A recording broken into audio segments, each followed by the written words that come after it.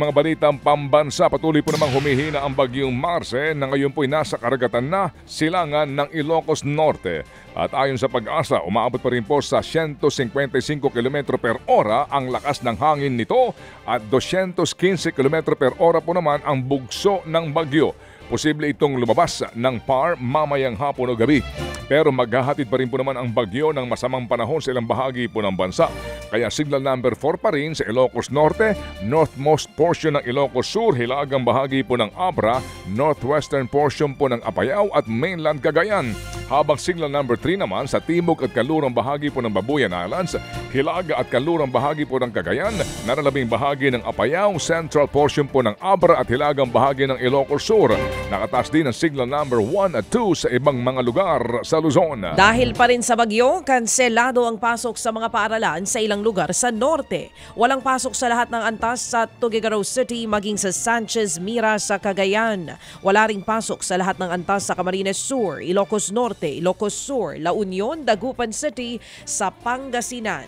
Wala namang pasok sa preschool hanggang senior high school sa buong Benguet.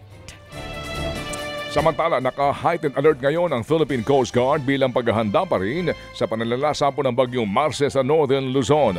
At ayon sa PCG, nakahanda na ang lahat ng kanilang tauhan para nga remisponde sa anumang sakuna.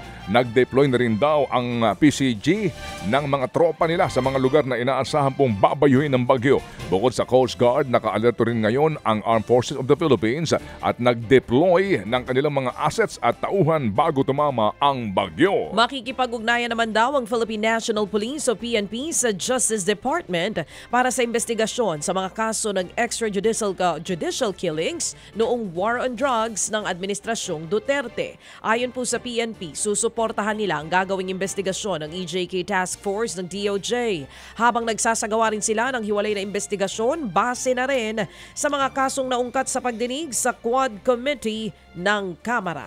Hindi po naman daw makakadalo si Pangulong Bongbong Marcos Jr. sa APEC Summit sa Peru ngayong taon.